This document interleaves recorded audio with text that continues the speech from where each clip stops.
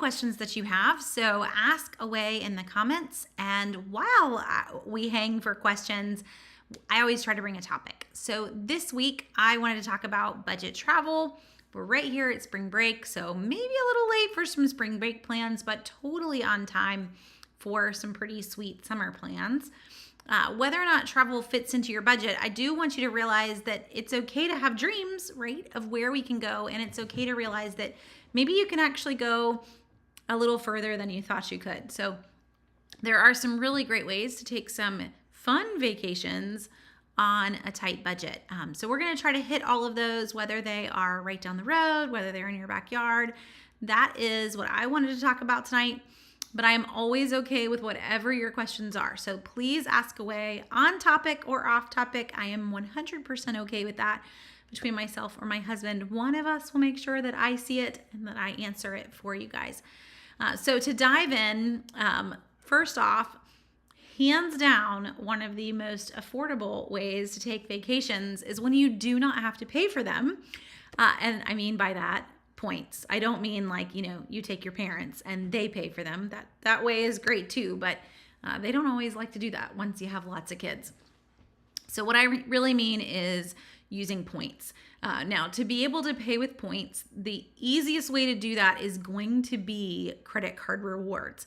You will earn points by being loyal to a brand. So I will earn Marriott points every time I stay at a Marriott, but I will earn them much, much faster with a Marriott credit card or using a credit card like Chase that has its own rewards program, but that is still a really great rewards program that can be converted into anything. So Chase runs Chase Unlimited Rewards. And literally you can go into the Chase Rewards platform and convert your Chase points into points for any rewards program. It's unlimited, but you'll be surprised how far those can stretch. So in terms of this, where am I going here? You really can pay for potentially an entire trip just with points. Chase Unlimited Rewards is going to allow you to do that on a broader scale or using a similar rewards program on a broader scale because I can convert them to where I need them, but you can. So I usually always plan this after my family goes on a fun vacation. And we did, I don't know if you remember, but we didn't have a Monday night call a few weeks ago. We went on a cruise. Yes, all 7 of us, plus we took Grandma along. Grandma paid for her room. But with that, we paid for points for an airline ticket that we needed. So I want to try to hit all of this, guys. It really can be a pretty sweet, fun destination trip for you if you're willing to think a little outside of the box. So in terms of points, it is a really big way to save. I will hit the elephant in the room though. It is not a way to save on vacation if you do not pay the credit card off every single month. This is not we run a really high balance and now we're paying interest. Those points are nothing to you if you're paying a lot of interest and a lot of bank fees. So not going there, but using credit cards to make regular payments that you need to make, paying that off at the end of the month, you're earning points every time you do that. So this isn't the first time that I've mentioned it, but around here, pretty much every expense that we need to make is made on credit cards and paid off at the end of the month. So gas, groceries, if I could pay a bill on it, I would as well, just to be able to earn those points because in the end, they get you free vacations. That's my goal, is to be able to go somewhere fun and to use those points to do that. So folks always ask, what credit card would I point you to? It's really going to be what is your goal. Do you love to fly? Then hands down, if you've got Southwest near you, I would highly recommend the Southwest credit card right now. Southwest is offering, I think it's 30,000 points plus a free companion pass when you sign up for their credit card. So this means that companion pass is good for a year, just 1 year, but it means that when you get a Southwest credit card, you're going to get this companion pass. Every flight that you purchase, you're going to get a free ticket for every flight that you pay regular price for. Not a flight that you use points on and then get a companion pass. But if you pay for one ticket, you get one ticket free for an entire year. Plus, you're earning points on the ticket that you paid for. So you're going to not only get this point bucket of 20 or 30,000 points, I can't remember exactly what the offer is, but it's a pretty sweet offer. So that one right there is going to get you a lot of places. Now, that's not going to pay for the hotel, but if you could knock out some pretty cheap plane tickets with the companion pass, then earn a bunch of points, that might get you 2 years worth of some pretty affordable plane tickets once you go lots of places with BOGO tickets, and then you use all the points that you earned the next year after that companion pass is over. That's a fun credit card offer. Another one could be, like I mentioned, a Chase credit card. So the Chase Freedom card has no annual fee. You're paying it off every month, so the percentage rate's not really going to matter. None of them have a great percentage rate, right? We're not doing that. But the Chase Freedom card does give you access to Chase Unlimited rewards, which can then be used all over the place. Or maybe you are regularly staying in a hotel. So if you're traveling a lot for business, you find that you tend to stick with one particular brand, then getting that brand's credit card, because you're going to earn so many more points every time you stay there and pay with the card than you would if you stayed there and you just paid with a normal credit card. So considering that one as well. Now, I'm not saying go get like 12 credit cards here, just pondering, where do we want these points? Where do we want to go? What's our ultimate goal in terms of some dream vacation? And then pondering which card's going to help you get there as you think about which card to grab. By the way, that's not the Amazon card, right? Having free credit to Amazon isn't getting you a vacation. So it's, again, if our goal is vacations, that we really think about that in terms of what credit card we're using all the time for all of our purchases. Okay, points and credit cards is the easiest way to go by far. Another great way, though, to make vacations affordable is to split it with some friends. So gathering up a couple of families, if that's, a couple families with small kids and you're all in the same phase of life, or maybe it's your siblings and you're all going to go on a big family vacation together with your families, going in and getting that bigger house and then splitting that rental or splitting the food. Think about the cost overall when we've got multiple people joining into the pot to help that vacation go further. Is always a way to make a vacation more affordable. When you're just vacationing by yourself and you're hauling all your kids along, you start to realize how much hauling all your kids along has a cost. I wish that later on in life, I could just hand my kids that, not a bill necessarily, but hey, all those really awesome places Mama took you to? Here's the total of all of your really awesome memories. Because I don't know that kids fully value where we haul them to. I don't think they see that big picture. But I'm just keep a little document of, here is how much we love you, all these places we took you. But finding people who will pay their way and add money to the bucket is a really great way to decrease an overall vacation cost. So again, sharing the vacation rental, sharing the cost of food. This even comes down to some bigger things. Like, for example, if you are going to fly in to a vacation area and you need to get a car to take you from the airport to the hotel or to your vacation rental. Well, a lot of times when you're in a bigger group, that's going to be just getting a shuttle van that is one cost, no matter the number of people.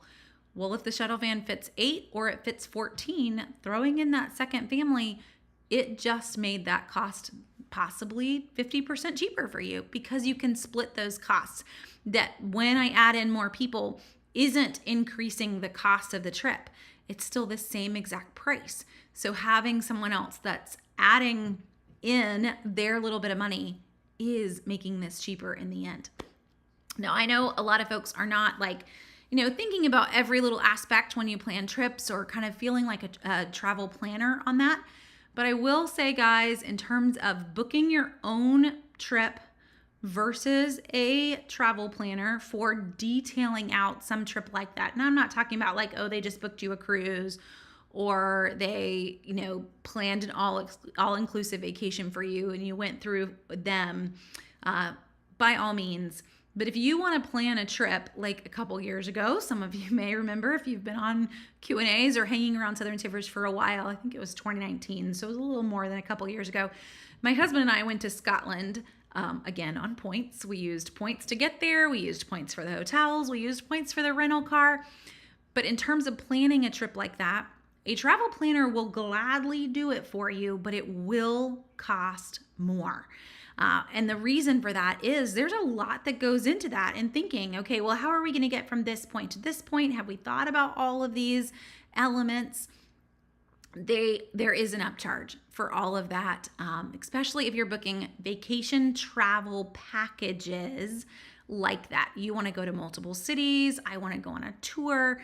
So the cheapest thing that you can do is being your own travel planner for those types of adventures, and then thinking about all the elements that go into that. So a few places that I like to head to plan that. The first big one is TripAdvisor. And TripAdvisor, this is one that Target ran a deal on, but even my husband was like, don't you use TripAdvisor as you plan our trips or you look at things?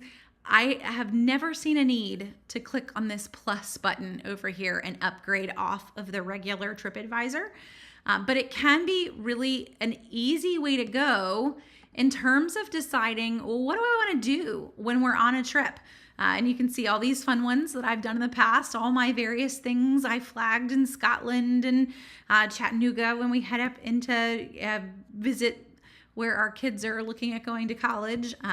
But as you're planning out things, well, what are the random things that we want to stop and do? You can sit here and add things to those various stops, things that you're interested in, things that you want to learn more about. It's just an easy way to plan vacations, and it's free. Yes, it has a paid version. I've never seen a need to do that, but it is an easy way to get an idea of where you would want to go and what you would want to see.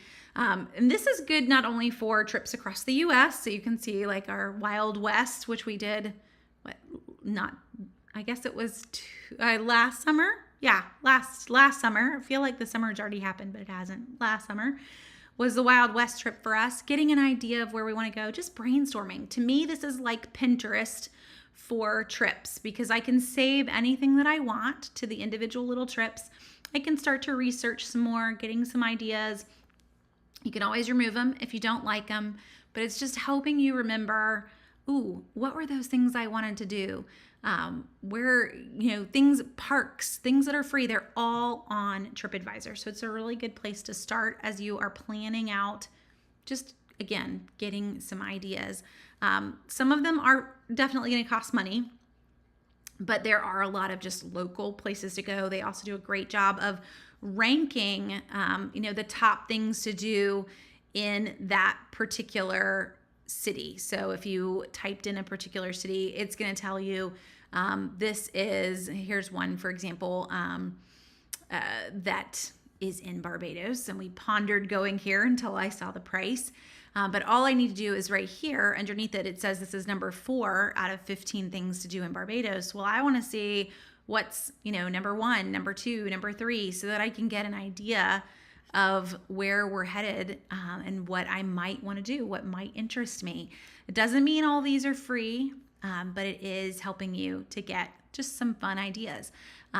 And there are some great ones there. So this is one of the places that we actually went to. It was pretty neat, and caves that you could walk in. All of these being ideas, again, from TripAdvisor. There are other sites that kind of do the same thing, but TripAdvisor is pretty big. It's also crowdsourced, so you're going to have a lot of people's reviews and comments there to help you get an idea. Is this really something that I want to take the time to figure out how to drive up to, or getting a taxi, or how easy can I move around? A lot of that's going to be in people's reviews too, how they got to those places, so that you have some ideas as you're planning that little bit. Okay, so to jump in and to some comments and to some questions there, it's good to see everybody from all over the place. It's always fun to see where you guys are. So thanks for chiming in on that. Mark says he's going solo to Phoenix in a few weeks. What's the best way to get a good deal on a rental car, hotel, save money, etc.? So lots of great ways to save on all of those. In terms of hotel, you can always just randomly start with Google, just looking for hotels in the area. Google's going to show you prices on hotels when you search for hotels through Google. And if you're plugging in wherever you're wanting to go, it's going to show you prices. I still would recommend that you book directly through the brand. A lot of brands do offer a low price guarantee if you book through them. So go with the price that Google is showing you, and literally just kind of doing hotels in Charlotte. And then from there, click over to the brand's website. Make sure you're still going to get that same price. Another one, though, is to not always consider hotels. So my husband, just a few weeks ago, was in Atlanta for a conference. The major hotel for the conference, he was able to get a VRBO apartment that was maybe just a couple blocks away with free parking at a fraction of the price of the hotel. Now, I don't think his boss necessarily cared that he saved some money, but he was excited that he saved some money. So don't always assume that hotels are your only options too. Look and see if there might be something nearby where you're headed that is actually cheaper. Keeping in mind in major cities that you really do need to consider parking on those cities' sites. Definitely if it's a place you're driving to. Now, if you're going to fly, Mark, over to Phoenix, you're not going to have a car, then obviously that's not a concern for you. But you're looking at getting a rental car, then I need to factor in how much am I going to have to pay to park that car in a downtown area. And that's where going with that vacation rental, if that's something that, the vacation rental has a parking spot, that's huge and should be factored in to the overall cost for sure. So those are two ideas for you just on hotel. Rental car wise, you can definitely go through the big rental car companies, but there's other ways to rent cars as well. And all of a sudden trying to think of it, my brain is blanking on the name of it. So I'm hoping that a random Google search is going to bring up, it starts with a T, guys. Can someone help me? Oh, there we go. I knew if I just searched rental cars that it would pop up. So you can always go through the big guys for rental cars, but you may actually find a pretty fun deal through Turo. So this is Turo.com. Now some of these are actually through rental car companies, but a lot of them are not. You still have coverage. You still have insurance coverage. If you don't have to feel like you're going seedy here, but this is a way that some people literally pay for their cars. Maybe they have rented a car or bought a car. They don't need it every single day. They can rent it to you on the days that they don't need it, or it's an extra car. This can end up being way, way cheaper than going through Hertz or Enterprise, etc. On all of those car rentals. So just something to consider. These prices, I don't know, I'll zoom in here in case you can't see. This automatically went to, where is this actually? I didn't even notice what city it's decided that I'm looking for a car in. Let's see. It decided Charlotte because everybody thinks that that's where we live. We don't live in Charlotte. But it went to a car rental that is a 3-day long car rental. It's showing me all the options. So this is a Honda, 2023 Honda. It's got a 5-star review for the host, and you're paying an estimated $186 for that 3-day rental. That's actually a pretty great price for a 4-door rental car. So lots of options, and you'll see that one's got unlimited miles. So this is a lot like VRBO or Airbnb for cars, and can be incredibly affordable. Definitely if you're headed into kind of a high traffic, even a high traffic time, may not even be a high traffic area, but just a high traffic time, and then you're trying to find a car and there aren't any, this gives you a whole nother option. So this website again is Turo, Turo.com. And again, we're just looking at Charlotte because that's what it decided to pull up. But you could do this all over the place. I recommended this to some friends that were headed out to Wyoming last summer. So if you are trying to go to Yellowstone or the Grand Canyon and you're trying to go during the summer, it can be actually incredibly hard to find rental cars because these are cities where you have to get a rental car. You are not going to be able to get off of the plane in Las Vegas and to the Grand Canyon, or off the plane in Flagstaff, Arizona and to the Grand Canyon without a rental car.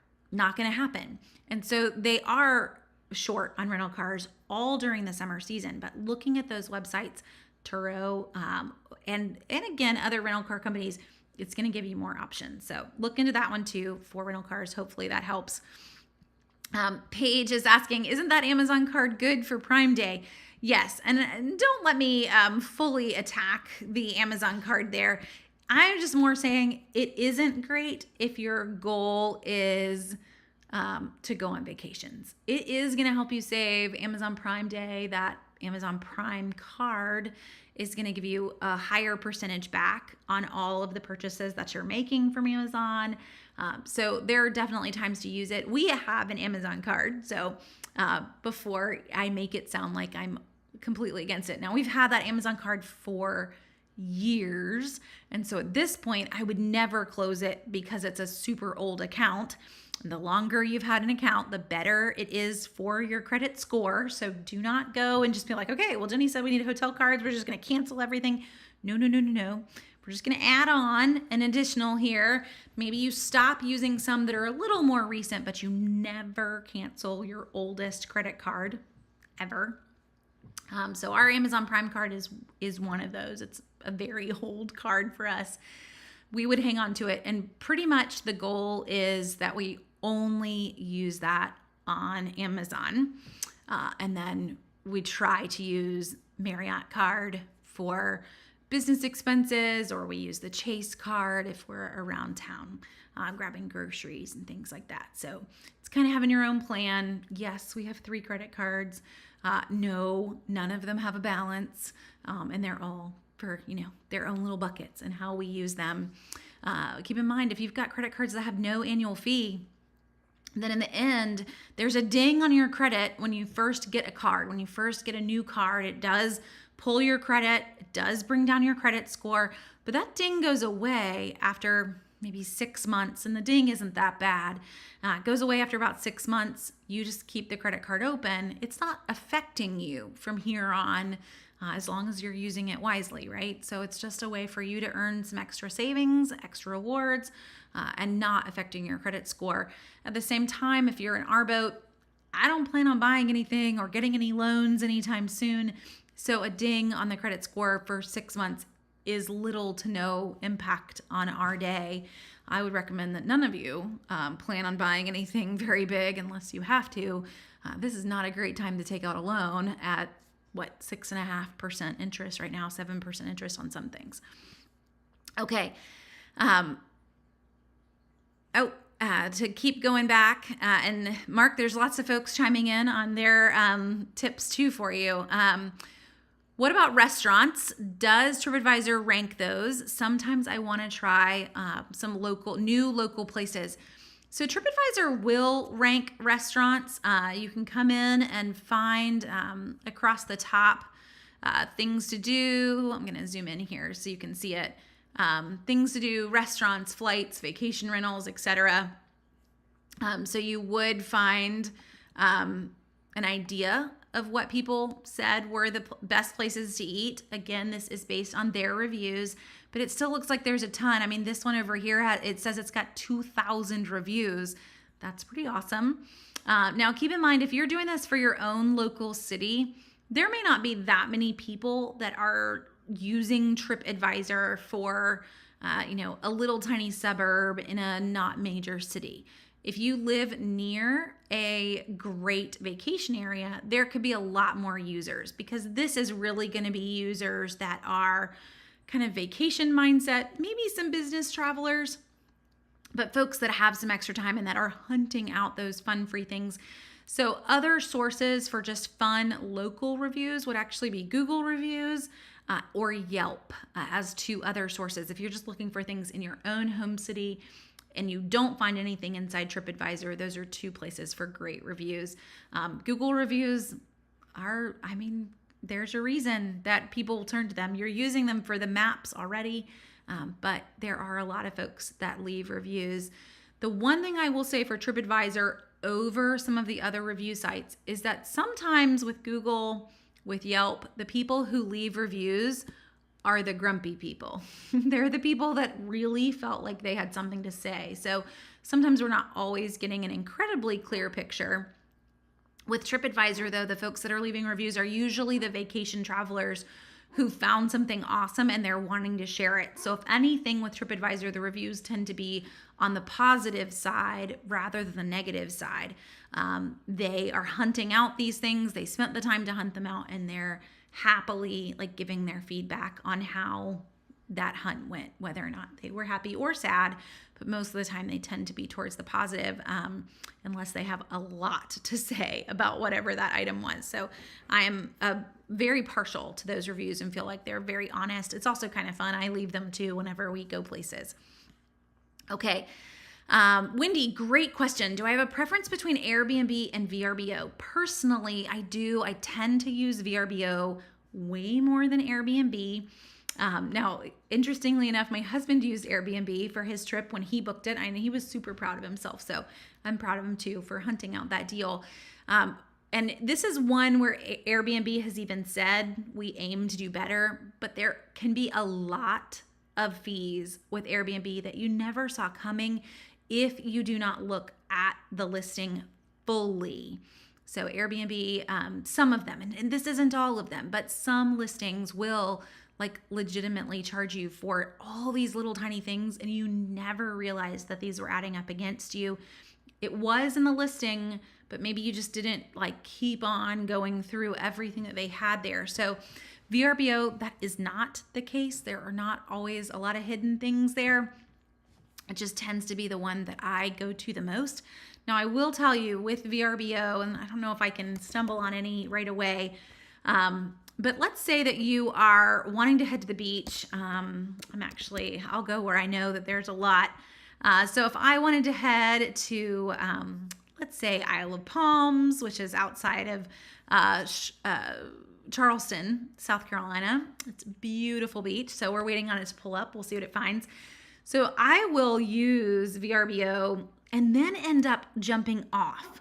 And the reason for that is that nowadays on VRBO, we have a lot of management companies that post their listings here. You can still find them on their management pages, but they're really going to start here. So if I were to come in and I see that, it's got a lot of reviews, it's got a lot of stars, click on the item, the house, not the item. We're not buying something here.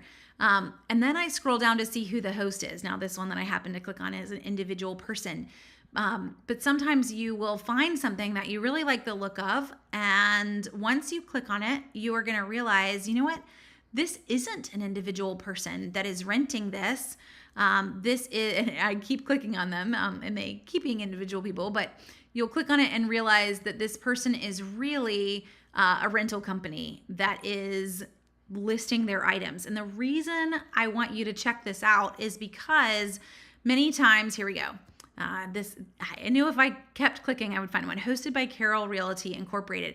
So many times if I book this through VRBO, and this was just me playing with dates, I'm going to end up with some extra things here, like this guy right here, a $653 service fee. That's a VRBO service fee, and they're even going to tell you that. This is because you used VRBO, because we're awesome. No, I don't want to pay that. The seller or the lister is already paying a fee. I don't really want to pay more or have that fee passed on to me. So if you find these particular type listings and you're like, you know what, I do love this house, this is where I want to book, then what I would recommend is you just quickly grab this person's name and you search Carol Realty, Isle of Palms. We find that realtor site. you can usually book directly through that management company, not through VRBO. And when you do that, that price is always cheaper. So I love VRBO. I'm not opposed to listing through VRBO, but I am never going to just stop there. If I do find that the house is run by a management company, I am going to automatically end up at that management company's site and make sure maybe the price is the same, but 90% of the time it is cheaper directly through the management company, removing the middleman of VRBO, and I can get a better price. Another option too, if it is an individual lister and maybe you're booking kind of last minute, is you can even reach out to these guys too and say, hey, I was wanting to book this house. For example, I'm trying to find their, find their calendar, rates and availability. That's what we want here. Let's go a little closer to time. This is this week, right? If we were to reach out to them and say, hey, I saw that you had these like 2 nights, no one's staying there this weekend. Could I have a lower rate? Many times when you reach out to them, they're happy to do that. So it only takes a second for you to reach out, and that's an individual person directly reaching out to them. If you want to do that, you just click the button over here that says contact host and you send them a little note. I mean, what's the worst they're going to say? No, but they're not going to like turn you into some police of this person's looking for a deal. Yeah, there isn't that horrible category to end up in. No, if I'm going to try to say, hey, I'd like to travel 3 weeks from now. I see you've got a lot of weeks open in April. I'm just wondering if there was a way to reduce that rate. It only takes a second to ask. And again, they can say no and you can move on, but it never hurts to ask. Now, I say that specifically for individual hosted because those management companies, they're not going to tend to have that response. Maybe if you reach out to them directly, you'll get something, but the individual owners that have listings there are highly likely to want to fill those spots. The closer you are to wanting to book them to when you're going to go, like you're within the next 3 weeks, they're probably not going to rent that item out, and you are going to be able to get that discount just by reaching out to them. Okay. Oh, I'm glad you're still around, Karen. Thanks for reaching out and letting me know you haven't disappeared. I love all of your wannabe or dream vacations here. Portugal, Panama, Colombia, Bali. That's a pretty amazing short list. Sorry, didn't mean to click a button there, Karen. Just going through everybody's comments. And Portugal, I would love to go Europe, anywhere. We've done Scotland and London, one trip, and never crossed the Atlantic or Pacific other than that one time. Okay. Let's talk about you can't decide where to go. So Donna, I see your question. We celebrate our 30th anniversary in October, so I'm trying to figure out a great place to go. We're in our early 50s and we aren't big travelers. Someone suggested going to Savannah, Georgia. What are your thoughts? Well, I used to live there, so I might be a little partial, but I think it would be a great vacation. Donna, I lived there for quite a few months between the time I graduated from college and my husband and I got married. It is a fun town with a lot to do in the downtown area. I mean, it depends on what you're interested in. There's a lot of museums, but there's also just a lot of walking and enjoying some old houses in Savannah. Charleston would be the same feel. Savannah's actually a little cheaper than Charleston. You also can head out to the beaches from Savannah for the day and head to Tybee.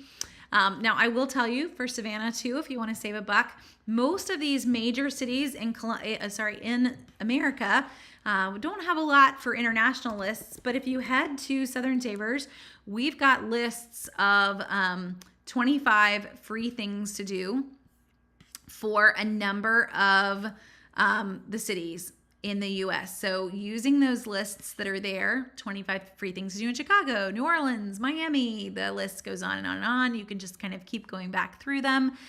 So how to quickly find these is go to Frugal Living at the top of the site and click on travel. And that's going to be any travel posts we've done. But those top 25 are all there and you can get a good idea. And there is a pretty great list for Savannah. Not only from the time that we lived there and still have friends that live in the area. My in-laws live maybe an hour from there. So I would highly recommend Savannah. There's a lot of other fun places as well that are near there if you're not wanting to go quite so, downtown touristy and you're just wanting to get out and kind of do just a quiet weekend. You can do that all along what they call the Golden Isles of the coast of Georgia. A lot of just quiet, sleepy islands that are affordable to stay at for the weekend. We would highly recommend Jekyll. Jekyll's got a lot of fun, small places that you can stay at, and then just quiet. So it depends on what you're looking for. Okay. Is it better to have them close a credit card than for you to close one? So Paige, in terms of that, and this is going back to me saying, you should never close your oldest card. It doesn't matter who closes the card. It's the account coming off of your credit as an open active account that is what hurts your credit score. So your credit score is based on a number of factors, but one of the largest factors is the length of your credit history. And so closing your oldest account, and just your oldest, by the way, not any of your middles. It's just finding your oldest account and trying to not accidentally close that one, right? So finding that oldest one, it is the length of your credit history, not closing that one. If you want to close any of the ones in between, that oldest and now though, not going to have any real effect.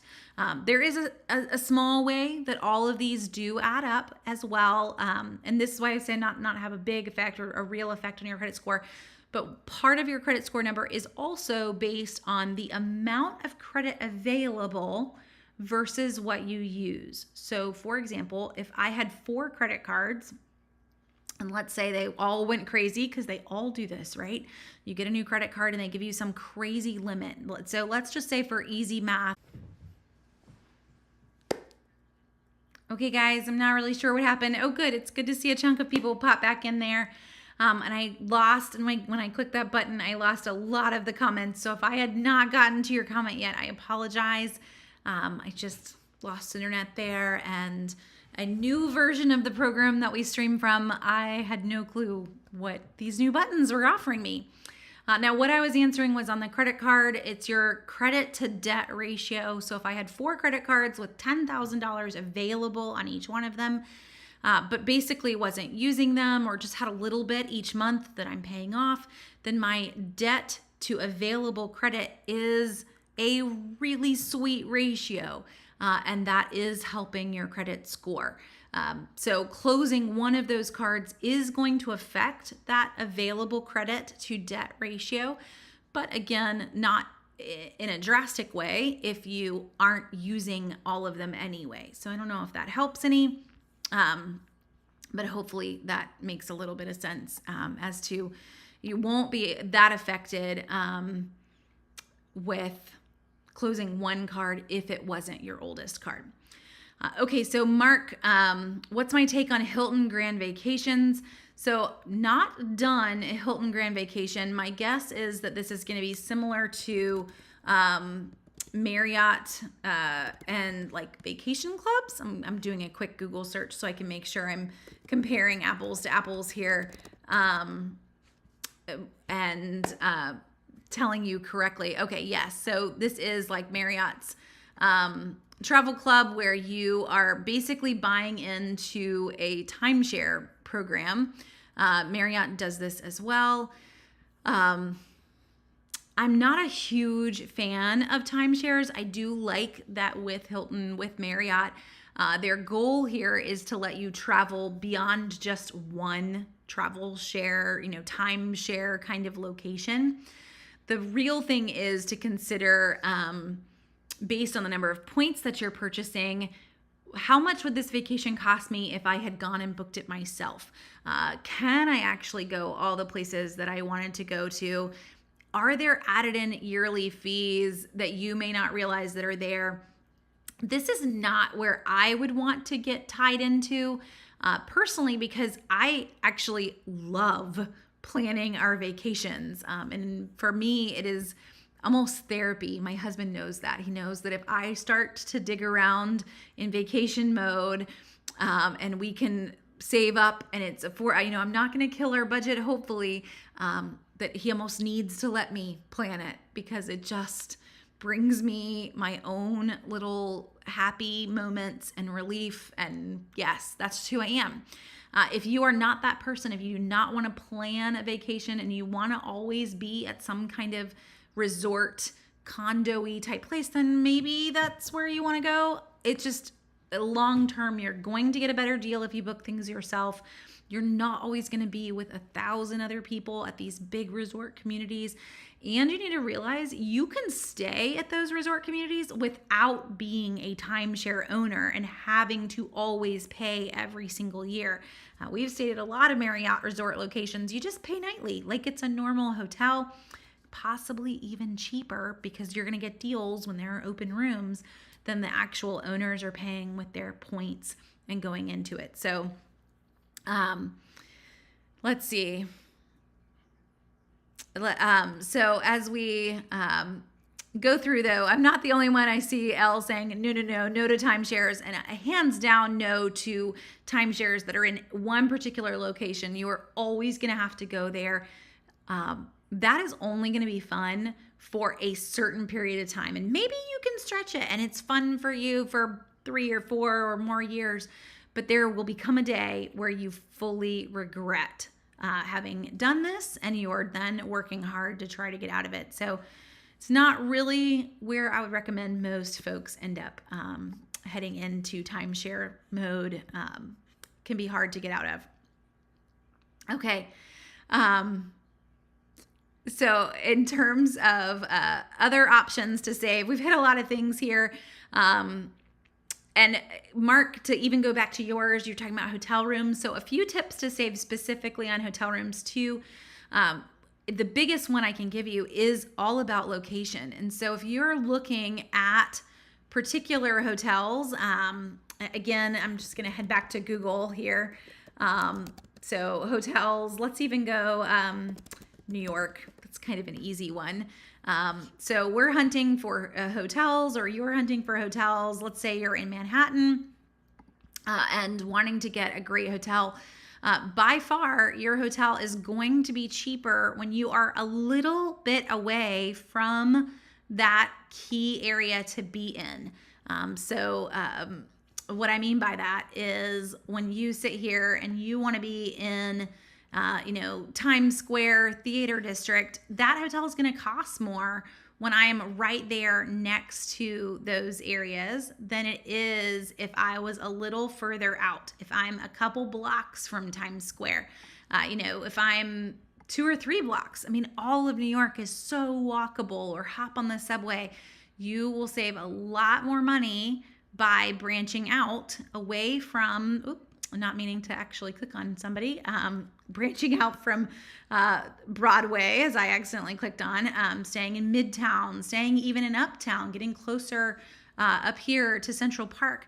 Anytime you can kind of zoom out a little bit and look at, how easy is it to get to all of the touristy places, if that's where you're wanting to go.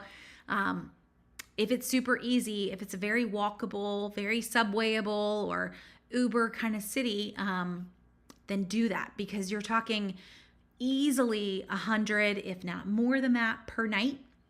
But you're also not thinking about, again, parking is going to be cheaper, taxes on top of that extra amount that you're saving per night on that hotel. So just zooming out. That's the easiest way to do it, making sure you're kind of like one little rung outside of that metro area. DC is another great example for this, but any of those major cities, if you want to be in the heart of that city, you are going to pay to be in the heart of that city. So location is huge. Dates, if you're flexible in your dates, that is also a really, really big one. Anyone that is able to travel during the week, always cheaper than traveling on the weekends, with one exception. And that is if you are headed to, again, New York, DC, you're headed to an area that is a big, lots of business travelers, and you're wanting to stay in that business area, then your days of the week are going to get all messed up. But if you're willing to travel, you wanting to go to a touristy part of town, then Monday through Thursday stays are huge. You're going to save so much money to travel during the week than you are on the weekend, just like you're going to save a ton of money to travel when school is in versus when school is out. So for example, our family heading on a cruise 3 weeks ago, school's in. Nobody was on break. There's no spring breaks anywhere. That makes for some crazy good deals because not as many families are traveling to almost none. And you are now, when there's not as much demand, you are going to get a better deal. So just to, consider all of that when it comes down to where you're looking at going. Having some flexibility in your date is one of the best ways to save considerably on a vacation. Last summer when we headed out west, we did that because I realized, whoa, my kids are done with school on May 7th.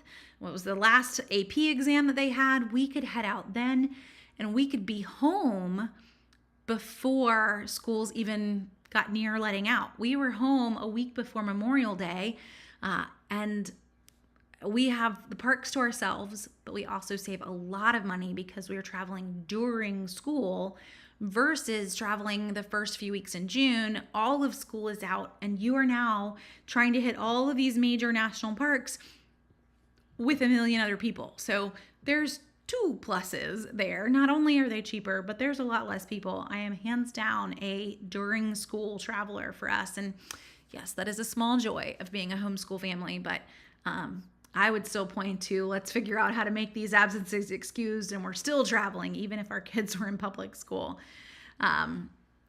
Oh, Mei Hing, thank you. Mei Hing's chiming in and saying they have a Hilton Honors American Express card. They pay it off. They never carry a balance. And she says, we haven't paid for a hotel in 17 years thanks to Hilton Honor Points. So that's huge. And thank you for that testimony there, because that's exactly what I try to get folks to realize is when we can regularly see this is what we want. Maybe you do want to just, we just want to never deal with hotels. Then use that card and use it well, pay it off, and enjoy all of those perks for having that card. Okay, I've mentioned cruises, so I did want to touch on that and just ways to save on cruises. So hands down, a really great way to save is first knowing when to book. This is it, by the way. January, February, March are the cheapest 3 months out of the whole year. So it doesn't mean you need to book a cruise for next month, but it does mean that there are some crazy cheap cruises if you were to book now over booking in April or later.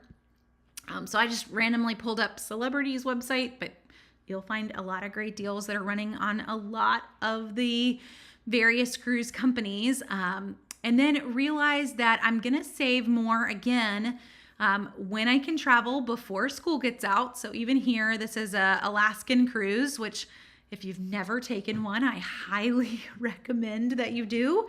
I have gotten to take a couple in my life that, yes, a grandparent did pay for the first one. That was long before I had children or was married.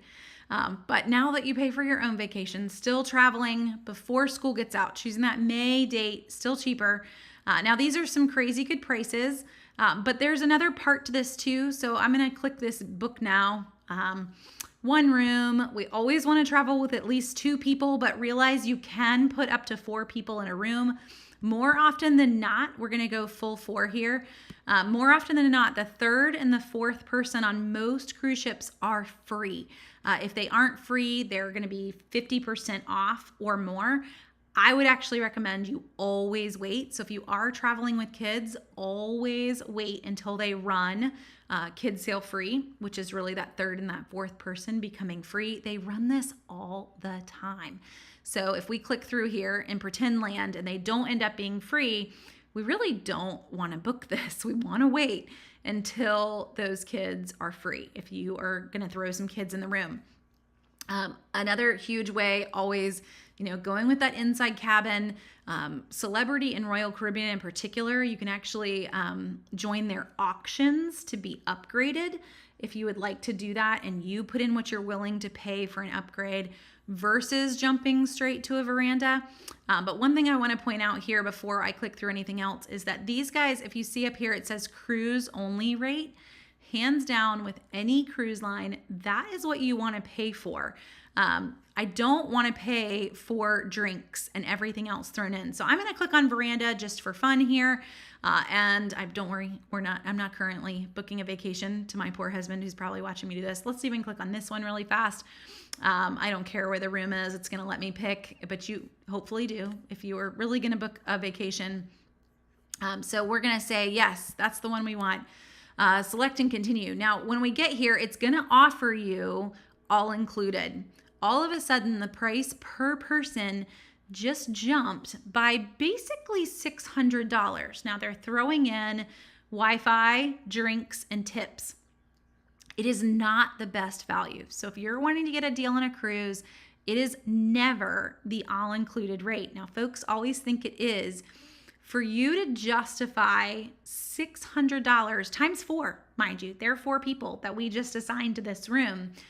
That is way more drinks than you would ever be able to drink, nor does every person in that room need their individual Wi-Fi account.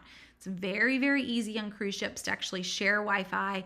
You're just gonna have one login. Only one device can be logged in at a time, but you just log one person out, you log in, you're good to go. Just one login. So even if you do wanna add on Wi-Fi later, for a week-long cruise on Celebrity, that might be about $250. It's a pricey week. I wouldn't even recommend it. You're still in the US on this cruise. You're going to have pretty good cell service and every time you're in port, but you could. It is in no way going to equal that $2,400 upcharge though. Drink-wise, to also realize on any cruise ship, the drink package usually starts around, for alcohol, $80 a day. And drinks are normally about $10 a drink on the ship with that package. You're talking 8 drinks a day. Now, some of you, that may be you. In our world, we might have 1 drink every other day in a normal situation. That's even more than we might normally drink. We could never drink enough to justify $80 a day for a drink package. So always skip the drink package. Really just always skip all upgrades on a cruise. You want the cruise only rate. I want kids sail free. I want that 50% off the second person, all those things to bring down that price as much as you possibly can. And again, sailing during off-season time. So in Alaska, your off-season's tight. That's what we were currently looking at. Season starts mid-May, ends early September. So cheapest cruises are going to be those May cruises and those late August, early September cruises because kids are back in school. And that is what is making that cruise so much cheaper, is that we've now kind of removed a chunk of the people that could purchase the cruise in general. We're not going to have any families with kids on that cruise because their kids are in school. They can't be in Alaska at the same time. Or you're going to have a bunch of homeschoolers, but there's not even a lot of homeschoolers that are jumping on cruises in late August. We're all trying to get back to school with you. So that is when you're going to get some of the best rates that are out there off those peak sides. So just a few tips as you're booking cruises. There are some great deals for cruises that are last minute. And with those, I would recommend that you use some sites to find them. So this is cruisedirect.com. There are a lot of they're basically like cruise, I can't even think, almost like clearinghouses where they're working with all of the companies together and you can sit there and search. So on these, I can easily come and find, trying to click there, last minute cruises is one of their options across the top. So I can find what are some deals that literally sail in the next month. Jumping on those cruises is by far the best price that you will pay. I'm all for it. This is a balcony or suite at $174 a night. You will be surprised at what you can find on these last minute cruises. And again, you need to figure out how to get to some of them. So don't just immediately jump on the first one you see. But I either want to book in the spring, February, March, or I want to try to actually wait until the last possible minute on some cruises and take advantage of those last minute deals. So the cruise that we just went on, which was mid-February, we actually booked that a month out. I booked that mid-January. So here we were leaving in 1 month, but crazy cheap to do that for all of our people. Kids sail free, following all the same rules to be able to get 8 people on a cruise ship at a price that those 8 people, we couldn't even have gone to Charleston for the same price, especially when we used points for our airfare to get down there. Okay, so lots of things there. We don't normally talk cruises when we talk vacations, so figured I would hit that one for a minute. I do want to talk flights before I run out of time, and it is a big one. So how do we save on some flights? Hands down, I highly recommend google.com/flights. That is where we are right now, because you can play with things and get some ideas of what are our best plans. So, for example, we ended up in Puerto Rico. That is where our cruise left from. So we had to get to Puerto Rico. You cannot drive there. We had to fly there. And as I was playing with it, I realized we could fly from a local airport to Puerto Rico for the tune of like $600 a person. Or what the real hunt is where are the direct flights to? And this is how you're going to find that. So I started with Charlotte, which is the local big airport that would be near us. And I wanted to go to San Juan, Puerto Rico. I don't actually want to go there this weekend, but we're just going to put in any dates. It doesn't really matter what the dates are right now, because what we're really trying to do is find where the direct flights are from and what our options are. So I'm going to just hit search on this random flight. And all of a sudden, I can start to see something really quickly. And that is all of these flights leaving from Charlotte are going through the same airport. They're all going through Orlando. Every single one of them going through Orlando. There's one going through Atlanta. I would never recommend this $800 Delta flight. But what it does tell me is, hey, what if I stop searching for a flight from Charlotte and instead ponder driving to Orlando and flying from Orlando over to Puerto Rico? So let's play with that. We went from here. I could take a Frontier flight for $217. Keep in mind, Frontier, you're going to end up getting hit with some significant baggage costs because you're not going to be able to go on a 1-week cruise with just a carry-on. So I need to factor that in on these low-cost airfare options. So now let's go Orlando, which is MCO, to San Juan, and just search for Orlando. And in doing that, I can get there on a nonstop from Frontier. I can do that with JetBlue. But maybe I don't care about when I go. I can also play with this and just start to slide over and see how cheap can we get there. Look at this, May 10th. I can get there for $134 round trip, just choosing specific dates. Oh, let me go back there. Click done. I've got $134 round trip on JetBlue. So having some flexibility, maybe not necessarily caring when you're going, finding that direct that's getting us there without the layover. Not only does that make things maybe a little less stressful, are you willing to drive to Orlando? Depends on where you live. For me, or for us, that's about a 7-hour drive. We were willing to make that drive. For us, the real big savings was a difference of $600 a ticket. It did get it down to about this $130 price. I ended up paying with points. So we actually ended up flying on Southwest. Southwest, by the way, is not in Google Flights.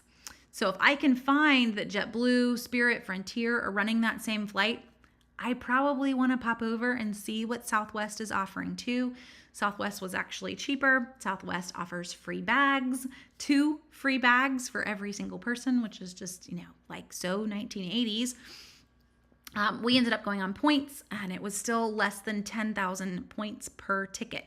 In airline land, that's a really great point deal. But this hopefully helps you a little bit. So we're going to use Google Flights. We're going to play with where we're leaving from. We're going to try to see where that direct is leaving from, and then potentially play with the dates. Can I fly in a day earlier? Can I fly in a day later? Anything that might lower the price of that ticket as well. One other thing, I know I was showing you directs here, but this little plus sign on Google Flights is your friend. So I started with Charlotte because that's what's right near us. But clicking that plus sign, being willing to select maybe Charleston and where we live, Columbia, and putting in a few others, I can do that. I can actually search multiple airports all in the same search and get an idea. You'll be surprised. The cheapest flight isn't always from the biggest airport. So all of a sudden, the cheapest top 4 flights, one of them is from Charlotte, but actually the other 2 are from Charleston. So opening your search up beyond the airports that you might normally plan to do, looking at those airports that are around you. Charleston for us is about an hour and 45 minutes, hour and a half away. Charlotte's almost about the same. So it doesn't really matter which way we went. If one airport was considerably cheaper than the other, that is something that you should consider. So hopefully that will help you. And Paige is mentioning a site. Yes, I also highly recommend Skip Lagged. So just to show you Skip Lagged as well. She says she used it for their last flight. I'm glad that it worked. So Skip Lagged is one where maybe I don't want to take the whole flight. I'm just going to click on one of their examples here. And this was an example to go from Wichita to Chicago. What it really is they're booking you a much longer flight. You're just not going to take the whole flight. You cannot do this if you check bags, but this flight actually leaves Wichita, technically going to Denver, but you are going to leave the airport in Chicago.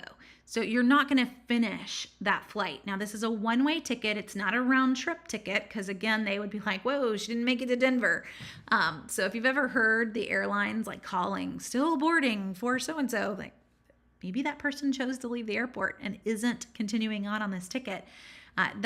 Can be a really great price for you, trying to get from one city to another, not necessarily caring that you're not finishing the full leg of the flight. To give you that example of how that's working, this is another one that's Wichita to Chicago. Technically would end in St. Louis, but you're not going to stay on for the rest of the flight. So you can only use Skip Lagged, again, if you're not checking a bag, because your bag will carry on to Denver or St. Louis. And to realize these are one-way flights, you'll book another flight that is going to get you home. Just so you don't screw that one up, you would be a little disappointed if you did not fully understand what was happening. Okay, now in all of that, I do have one last tip for you. I know I'm kind of over, but I could talk budget travel for hours. It really is like just a happy moment for me to plan vacations. But no matter where you're headed, food is a cost that we do not usually factor in mentally. You're thinking, well, I got my hotel, I got my rental car, I got a deal on the flight. And you forget that when you get there, you have to eat. Or you actually don't forget. And maybe like Paige said, you're hunting for those really awesome places to eat.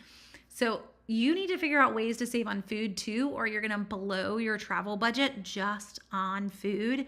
So if you're going a hotel, look for hotels that offer free breakfast. If you're not going hotel, I want a VRBO that has some kind of kitchenette or kitchen.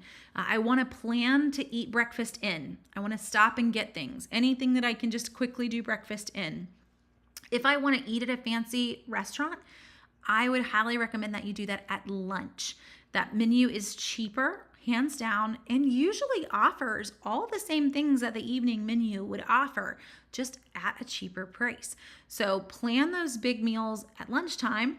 And then for dinner, plan maybe leftovers from lunch or plan on something that's light, kind of grab and go, that isn't going to break the budget. So that's the cheapest way to still get to enjoy all the fancy, trendy, or just some local food while you're there. We ate at a really delicious place in Puerto Rico, just getting to enjoy Puerto Rican food.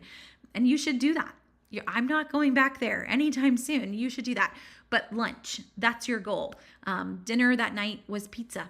It was not Puerto Rican pizza, but it was pizza. And breakfast being what the hotel is going to offer, or maybe you stop by. Our hotel had a Walgreens in the basement. Yes, I totally used Walgreens cash in Puerto Rico to pay for things, but grabbing snacks, grabbing things like that you can handle, anything that's going to take off from that having to eat out 3 meals a day is a saving. So having that as your plan going in, hey, this is how we're going to afford this. It makes it feel a lot less like you are just restricting yourself and not having any fun. You're still going to let yourself have some fun, but just within reason, so that we're not blowing the whole budget on all of these meals out, which adds up really, really fast. Okay, I'm going to go ahead and end us there. We're over on time, but hopefully this helps you guys get some fun ideas. I didn't even mention one whole site that I normally do, which is Kayak, using that in their Explore tool. So if you're still kind of pondering, you know what, I don't care where we go, I just want to go somewhere, play with that tool. It's going to show you just some super cheap flights and some ideas of how far you could go based on what time of the year. It kind of leaves open-ended dates. It's incredibly flexible planning, but it's a fun one for planning. So kayak.com/explore. Okay, I'll be back on tomorrow at 1 o'clock with all of the drugstore deals. So hopefully you can catch me live. If not, watch it after the fact.